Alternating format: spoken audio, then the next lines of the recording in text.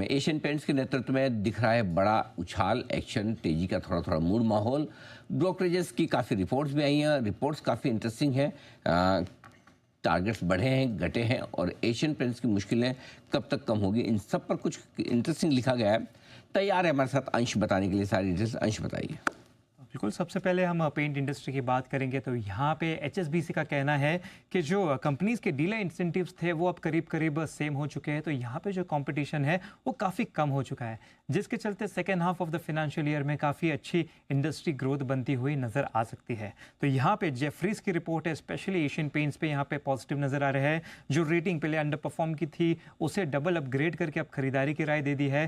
Target price भी जो पहले 2000 का था वो अब 2830 कर दिया है। तो यहाँ पे जेफरीज का कहना है कि पिछले 4-5 साल ये कंपनी के लिए ज़्यादा अच्छे नहीं थे, स्टॉक परफॉर्मेंस भी अच्छी नहीं थी। दरअसल यहाँ पे रॉ मटेरियल प्राइसेस काफ़ी वॉलेटाइल थे, डिमांड कमज़ोर था। ग्रासिम के जो बिरला ओपस है उसकी एंट्री से यहाँ पे तेज कंपटीशन भी दिखा। कुछ इंटरनल चेंजेस थे, लीडरशिप बदलाव भी थे, जिसके चलते यहाँ पे ज़्यादा अच्छी पॉजिटिविटी नहीं नजर आई। अगर जनवरी के 2021 के हाई से देखें तो वहाँ से स्टॉक अब 15% नीचे है, जबकि अगर निफ्टी देखें तो वहाँ से 80% ऊपर नजर आता है। तो अब इनका कहना है कि ये पहले की चीज़ें थे, लेकिन अब आने वाले सालों में, आने वाले क्वार्टर्स में इनफैक्ट काफ़ी पॉजिटिविटी बनती हुई नजर आ सकती है। FY26 से एशियन पेंट्स की ग्रोथ में रफ्तार आ सकती है। गवर्नमेंट स्पेंडिंग और अच्छे मानसून से डिमांड को सहारा मिल सकता है। तो जो प्राइस डिफ्लेटर है इसमें गिरावट से ग्रॉस मार्जिन में भी एक अच्छा सुधार आता हुआ नजर आ सकता है। अब एशियन पेंट का स्टॉक लगभग 50 टाइम्स पीई रेशियो पर चल रहा है, लेकिन सुधार के चलते यहाँ पे री रेटिंग हो सकती है और अच्छा बदलाव होता हुआ नजर आ सकता है।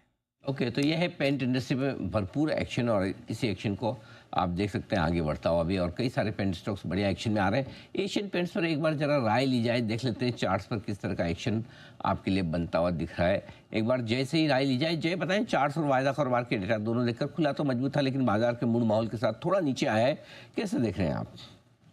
बिल्कुल Anil ji, Asian Paints was one of the stocks जहाँ पे आपको अच्छी खासी शॉर्ट बिल्डअप देखने मिली थी, एंड वेरी हाई चांस कि यहाँ पे शॉर्ट कवरिंग आपको देखने मिले, और जो आया भी शॉर्ट कवरिंग आई ये स्टॉक में अनिल जी, और ये स्टॉक ने बाउंस हुआ लगभग, जो लोज बनाए थे 2136 के अंदर लोज रीटेस्ट हुए 2170 पे, वो बढ़कर अब 2500 भी है। तो मतलब 2150 से लगभग 2500 तक का हमें बाउंस देखने मिला है। This is all due to short covering NLG, no fresh long buildup. And stock में ये प्रोसेस में लगभग 38% रिप्लेसमेंट भी किया है।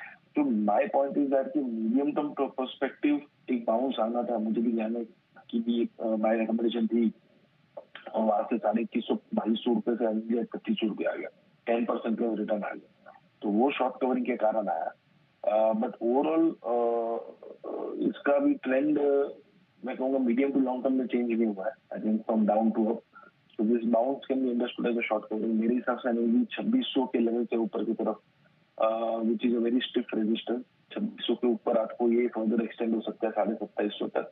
Otherwise it can trade now with in a range और नेगेटिव, मतलब या तो 2600-2400 के रेंज में ट्रेड करेगा तो नेगेटिव ही आएगा, बिकॉज जो भी मूव है वो शॉर्ट कवरिंग का मूव है। तो ये है आपके लिए एशियन पेंट्स पर राय इस वक्त जय ठक्कर की तरफ से।